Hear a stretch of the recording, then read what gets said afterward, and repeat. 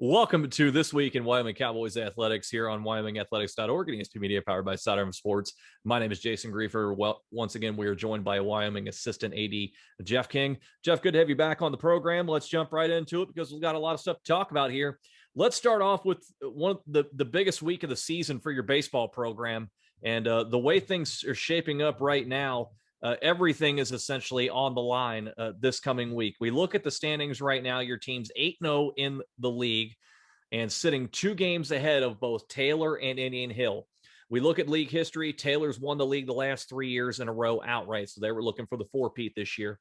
You're going to get Taylor this week, and at the start of next week, you have Indian Hill coming up here. So, I mean, you look at the way this thing's shaping up, you only have 2 other league games after that, and that's against Marymount. They're well behind in the standings here. So we're looking at this week as a chance to, if you go 4-0, you've won the league title.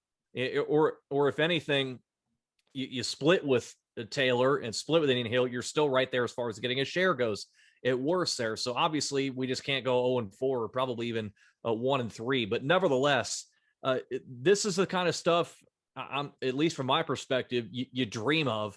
Late in the season, you've got the biggest games of the year all in 1 week, and you've got a chance, if you take care of business, to put the league title to bed and not even have to worry about it the rest of the month of May here. I'm wondering what the mindset is around the team going into this monstrous week, and especially against a Taylor team that is coming in a bit, scuffling a bit, losing 4 of their last 6.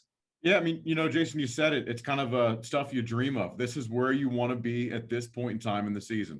You want to be playing for the league title and have the opportunity to win it outright. Obviously, going 4-0 against those 2 teams is definitely going to be a very tall task, but we feel really good about where we're at right now.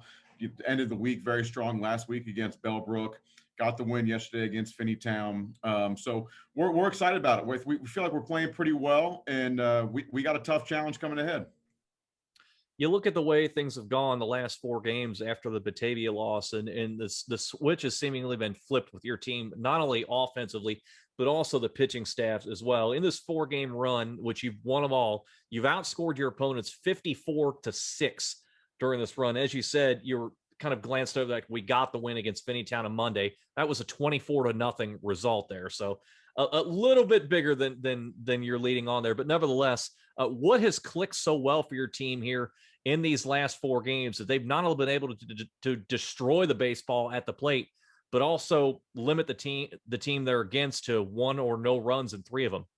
I mean, we just really kind of tightened it up on defense. Our pitching, they're doing such a great job. But then also, when you have that type of offensive power, and output, it really takes a little bit of pressure off your defense. I think it kind of, makes them more confident when they take the field, and they've been feeling really good. So, like you said, over the past 2 games, when you look at Bellbrook, you look at Finneytown, we've had some really good offensive output, but defensively, I think that could obviously just as impressive. So hopefully we can keep that going. We got to keep putting the bat on the ball and making sure that we're taking care of errors and everything else like that in the field. Over on the softball side of things, it's a very similar story. It's going to come down to Wyoming and Taylor to decide a league champion right now. Taylor is 9-0 in league play, and they've given up a total of 6 runs in league play. They have been dominant. Your team has been very dominant as well. They're 8-0 in the league, giving up less than 4 runs per game. You're the only 2 teams undefeated. There's nobody else within 3 games of you right now. Deer Park's in third at 5-3 overall. This is another series where if one team wins both these games, we basically have a league champion here, and it obviously could end up being your team if you want to take care of both games here. Give us a little bit of a preview of this series here between the 2 clear-cut best teams in the league. Well, it's definitely something where we got to take it one game at a time, and we got to score runs. Like you just said, they're so good on defense. We got to put points up on the board, and make sure that our pitching is really sound, as it has been.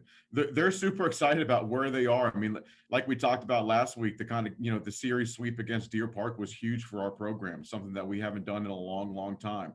And the confidence that they're feeling, that's a really, really good feeling to be exactly in the spot where you want to be at this point in time in the season.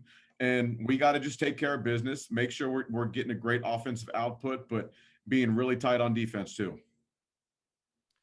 We'll be keeping tabs on that next week. I'm sure we'll break those down in greater detail. They'll also have Indian Hill coming up early on next week, the softball program as well. Indian Hill softball has really struggled on the year, but nevertheless, we'll be focusing a lot on that Taylor series for sure here.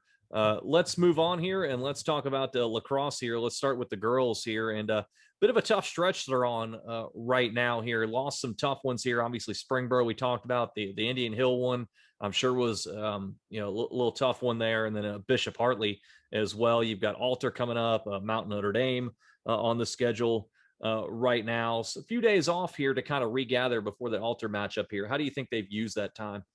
I mean, they've been really preparing a lot. They've rested up a little bit, kind of recovered from anyone who's banged up a little bit. That was a really tough stretch, but I think it's going to pay off in the long run when you play teams like that, and you're able to compete with them, which we have. It was just a couple, three really good teams and three really tough losses, but we like where the leadership is on that team. The seniors are really driving them to keep getting better and better. Coach Crawford keeps preparing them and making sure that they learn from their mistakes. And we're still very confident on where we're at with that team, with a big Alter team, game coming up here on Thursday.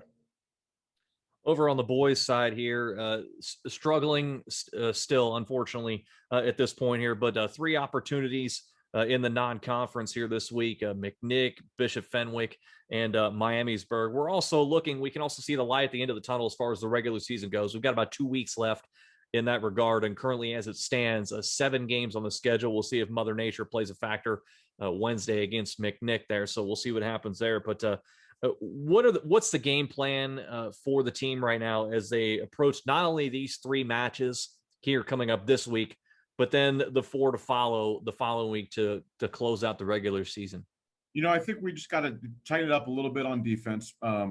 Try to reduce the output that's being put on us, from the opposing team offenses, but keep playing tough. I say this every week. It's a really tough group of kids. Our numbers are super down. We're a little banged up, but they want to keep playing. They keep coming out super tough. Last week at the end of the week, we had lost a tough one against Bellbrook, but we were down. We had a couple kids playing out of position that they don't normally play, but it was just like next man up. They stepped up, they got in there. We're not scared to play anybody, which you can see from our schedule. Sure. So we're gonna we're gonna keep on keeping on with that, and just keep putting that a tough mentality and see what we can do. Hopefully, string together a couple positive things here towards the end of the season. You mentioned it not only here, but in the last couple of weeks here. And one of the things that has been a factor on this team is the fact that the numbers are down. And you've also had injuries to boot on top of that, which have only made things worse in that perspective, that you don't have the depth on this year's program. Has that been something that's been talked about with the coaches at this point, or is it something they've evaluated as far as trying to get the numbers up going into the offseason and going into next year, so that when next year eventually comes a year from now, you do have more of a full complement of players available? Yeah, I think so. I think it comes down to, talking to more of the kids in the school that we think would be really, really good contributors to that lacrosse team, making sure that they understand the program's still going to be in a good direction once we get into the next season. It's a program that's had some good history. It's been a down year. It was a down year numbers, and we know that we have the talent in the school that could complement the already good talent and tough kids that we have. It's just such a small group that they're having a tough time getting it going. So hopefully they're talking to their classmates. We certainly are, that we want to see that program turn around a little bit going into next year. And I think we'll see a lot more positive things happen for the boys lacrosse program. Have the coaches enlisted you to be a recruiter on their behalf to try and get some of these more of these kids out? It's something where I think of throughout the whole program. We talk about it. I see a lot of really good athletes from the strength and conditioning side that I bet he would be a pretty good lacrosse player. And I think that there are some that we're going to talk to more and more, and really hopeful for those numbers to be up next year. We'll keep an eye on that when the time comes here. Let's move on. Let's talk about your tennis team here. Really busy week they have coming up, and it started on Monday, dropping a marathon day against Talawanda. You fall in that one overall 3-2 there, but it's just the start of the week. You've got looking at, you got Indian Hill today, and Indian Hill, they are what they are. If they win the league outright again. So we won't focus on that matchup in particular, but just the week in general, because you've got Indian Hill. You got to get ready for Turpin the very next day, assuming Mother Nature cooperates. Turpin is an excellent program out of the ECC. And then you've got the Coaches Classic coming up here. This is a lot of tennis in a very short period of time here. Is this where we see all that off-season work and conditioning that I know you play a big part in, along with your administrative roles, really start to show itself at this juncture? And how do you expect the boys to hold up throughout this week? I think that will be a big part of it, but it's also really exciting to see. We have a lot of young talent on that team, to see kind of how they handle this much tennis against some really tough competition all throughout the week. So it's going to be a really good statement for us to see where our program is going to be going. We're obviously very excited about where they're at this year. We still think they can have a ton of success going into the tournament, and we're playing a really tough schedule. So that's exciting, but it's going to be great to see how they handle this week, going into next week, and then going into the tournament to set themselves up for success later on down the road. Looking back when the schedule was put together, and combine that with, as you said, knowing that you were going to have a lot of young kids being asked to contribute a lot at the varsity level, and for the most part, they've held their own very, very, very well. Especially for being so young. What was your reaction when you saw the schedule for this week and saw Talawanda, Indian Hill, Turpin, and the Coaches Classic all within a 5-day span? You kind of think that certainly is a bear of a stretch right there, but it's something to be excited about. It gets me excited about it. I love when our coaches want to schedule tough pockets of games, tough pockets of matches. I think it's good for our programs. I think it's really great for our kids. To have those young kids be able to develop and play in weeks like this. Like I said, it sets such a great foundation for the program moving forward, not only this year, but years to come. Let's move on and talk about track and field here. They're head off to Taylor this week. Again, assuming Mother Nature allows us to do that there on Wednesday. It looks like possibly some rain in the forecast. We'll see what happens there. But coming off of really, really nice showings, not only at Finneytown, but up at Clinton Massie as well. Really strong, not only team performances, but individuals as well. And we look now at the schedule, and looking to not only this Taylor meet, but then you look at the schedule after. There's only one more regular season meet before the league championships in a couple of weeks, which of course we'll break down here on the show when the time comes. Are you seeing the coaches maybe push the kids a little harder these last couple of meets to try to get them at their peak once the CHL championships arrive, or are they maybe starting to back off to try to keep the kids as fresh as possible before the CHLs? They're definitely pushing them really hard. They're having some really tough practices, but that's getting ready for it. It's going to be a good meet up at Taylor. Like you said, good meet at Clinton Massie, good meet at Finneytown. But it's starting to get in that preparation phase of, we know we got some athletes here that can make some noise late into the tournament, hopefully into the regionals, hopefully get to this, some state qualifiers. So it's something where you got to kind of find that mix right there, where you make sure you're not pushing them too hard, start to decide when do we need to start tapering down training a little bit. But we're excited about where they're at. Like we said last week, you still look at the top of the CHL. There's a lot of Wyoming kids, at the top in many different events, which we're so excited for. So we expect to make some noise, late into the season there. And our coaches are doing a really good job finding that mix of, we really need to push, but make sure we're ready and prepared when it comes time to compete. By the next time we reconvene here on the podcast, we will have turned the calendar from April into May, and a lot of the spring sports season is winding down as far as the regular season goes. The postseason tournaments, sectionals, however you want to qualify it for each of the sports, is within sight. We can all see it's not too far off. Take us through, and what is the atmosphere like through your athletic programs right now in the spring, knowing that we are approaching the final weeks of the regular season and trying to get ready to have as many deep runs in the postseason as we possibly can? I would say, one word, it's excitement. We're super excited to be competing because we lost all that, all the competition last spring. So first and foremost, just excited that we're actually competing here this spring quarter.